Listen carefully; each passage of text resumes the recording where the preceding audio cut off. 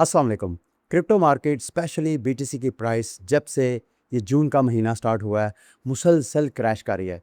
आज इस वीडियो में मैं आपको समझाने की कोशिश करूंगा कि ये जो रीसेंट क्रैश है क्या मार्केट के कुछ फंडामेंटल्स चेंज हो गए हैं या कि ये एक रूटीन का मार्केट डिप है। साथ में आपको ये जो रीसेंट क्रैश है उसकी भी कुछ वजूहात बताऊंगा कि क्यों मार्केट इस वक्त आपको क्रैश होती हुई नज़र आ रही है।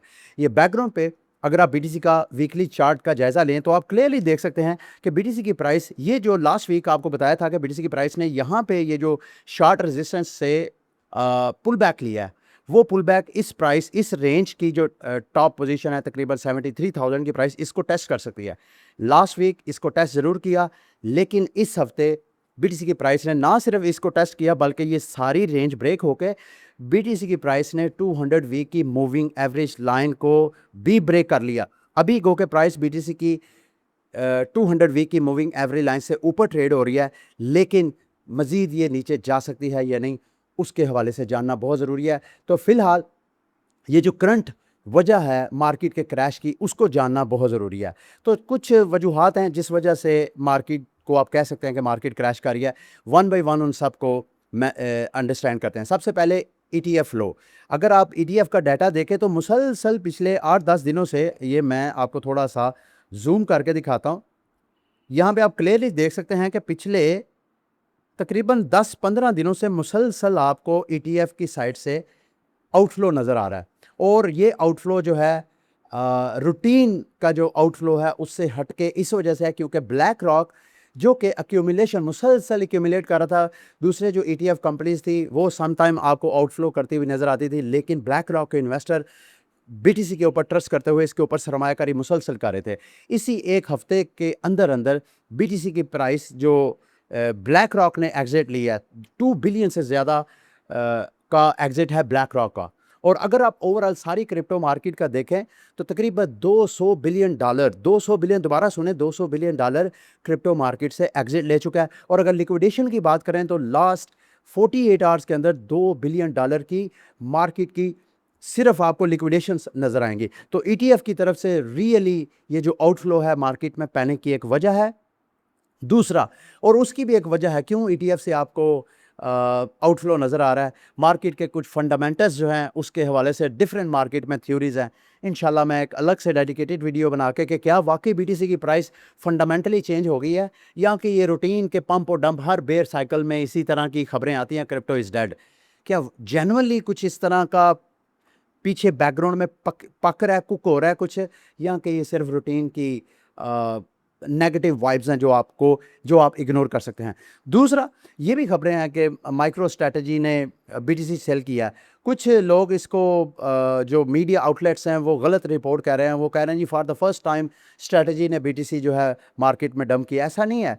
अगर मैं गलत नहीं हूँ तो दिसंबर 2024 में भी माइक्रो स्ट्रैटेजी ने अपना बीटीसी मार्केट में डंप किया था।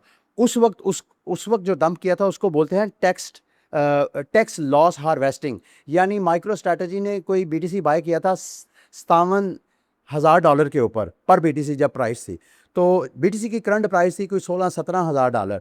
तो माइक्रो स्ट्रैटेजी ने जो टैक्स लॉस हार्वेस्टिंग, ये जो इकोनॉमिस्ट हैं, जो लॉयर्स हैं, वो इसको ज़्यादा अंडरस्टैंड करते हैं, लेकिन हाईएस्ट प्राइस पे बाय करके लोएस्ट पे सेल करना, अपने टैक्स रिटर्न में लॉस को शो करवा के, कुछ इस तरह की मैनेजमेंट है उसके लिए इन्होंने किया था। तो हालांकि जैसे ही इन्होंने सेल किया था उससे ज़्यादा इन्होंने बाय कर लिया था उसी पीरियड के दौरान, लेकिन ये कोई फर्स्ट टाइम नहीं है माइक्रो स्ट्रैटेजी ने बीटीसी मार्केट में डंप किया।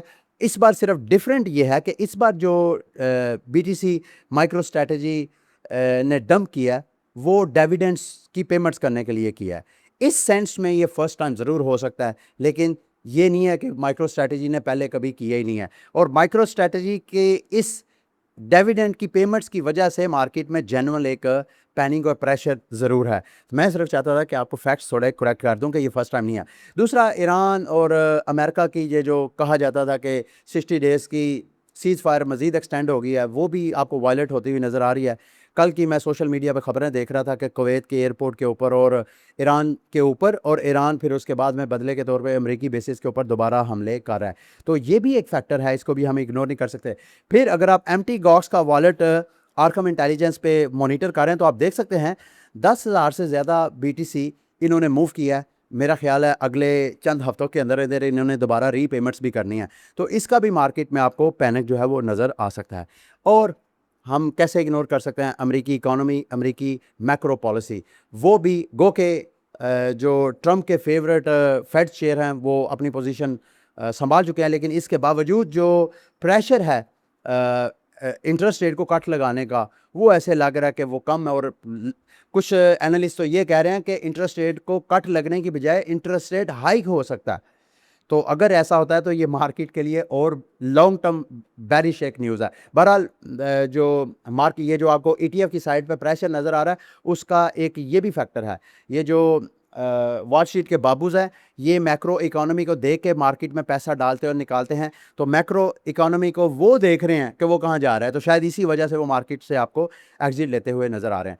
और हम अनदर फैक्टर जो कि जून का फैक्टर है, उसको कैसे इग्नोर कर सकते हैं। जून जुलाई मार्केट के लिए बेरिश ही होता है अगर हम क्रिप्टो मार्केट की हिस्ट्री को देखते हैं तो इसको भी। और दूसरा, इसमें मार्केट के कैस्केडिंग इफेक्ट भी है। जब कभी मार्केट जो है सडन वोलाटाइल होती है, बेशक पंप करे या डंप करे, तो उसमें कैस्केडिंग इफेक्ट्स भी होते हैं, जिस वजह से मार्केट आपको रूटीन से हट के ज़्यादा पंप और ज़्यादा डंप होती हुई नज़र आ सकती है, वो भी एक फैक्टर है।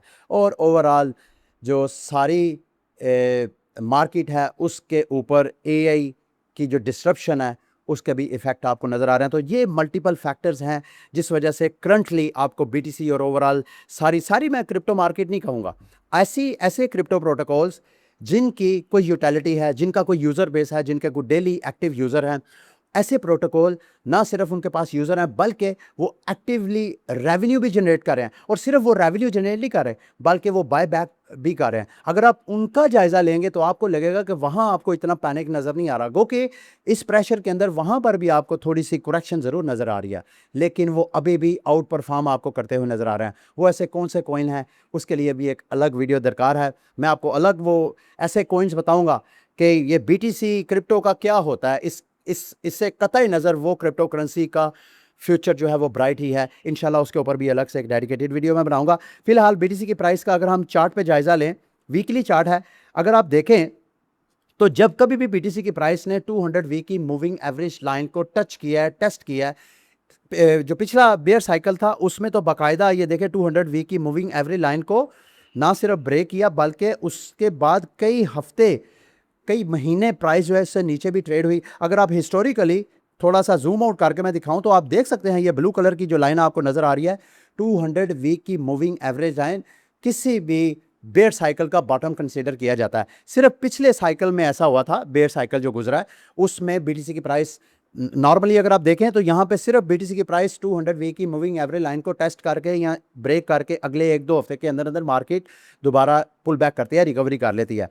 पिछला जो साइकिल था उसमें मार्केट नीचे ट्रेड होती रही। अभी क्या होगा, कुछ एनालिस्ट पंडित जो हैं, मैं जिनका एनालिसिस रीड कर रहा था उसमें जो केविन हैं, उनकी ओपिनियन ये है कि BTC की प्राइस जो है मिड जून तक इसी तरह मज़ीद नीचे क्रैश कर सकती है। और वैसे तो नॉर्मली यहाँ पे मार्केट के BTC के प्राइस के नेक्स्ट प्राइस एक्शन को देखने के लिए अगर आप RSI को भी कंसीडर करें जिसमें बुलिश डाइवर्जेंस आपको बनती हुई नजर है। बुलिश डाइवर्शन क्या होती है, अगर आप RSI, मेरा फ्री अकाउंट है मैं आपको दिखा नहीं सकता, आप खुद अपने ट्रेडिंग व्यू चार्ट के ऊपर RSI को लगाएं, और अगर आपको BTC की प्राइस अगले चंद हफ्ते क्रैश होती हुई नजर आए और RSI की प्राइस पे आपको लोअर हाई बनते हुए नजर आए तो समझे ये बुलिश डाइवर्शन है, मार्केट जो है क्विकली रिकवरी कर सकती है। लेकिन अगर मार्केट मज़ीद यहाँ से नीचे क्रैश करती है तो मार्केट जो है मज़ीद आपको बोर कर सकती है। यहाँ से BTC की प्राइस फ़िलहाल इसको टेस्ट कर चुकी है, अगला हफ्ता बताएगा कि मार्केट ने कैसा बिहेव करना है। मार्केट को आप वॉच करते हैं। नेक्स्ट वैसे जो प्राइस है जिसको आपको क्लोजली वॉच करना चाहिए, अगर तो ये 200 वीक की मूविंग एवरेज लाइन ब्रेक हो जाती है, अभी तो ऊपर ट्रेड हो रही है, हो जाती है, तो नेक्स्ट BTC की प्राइस विजिट कर सकती है 56,000 से लेके माफ़ कीजिएगा 54,000 से लेके 55,000 की प्राइस को दोबारा टेस्ट कर सकती है।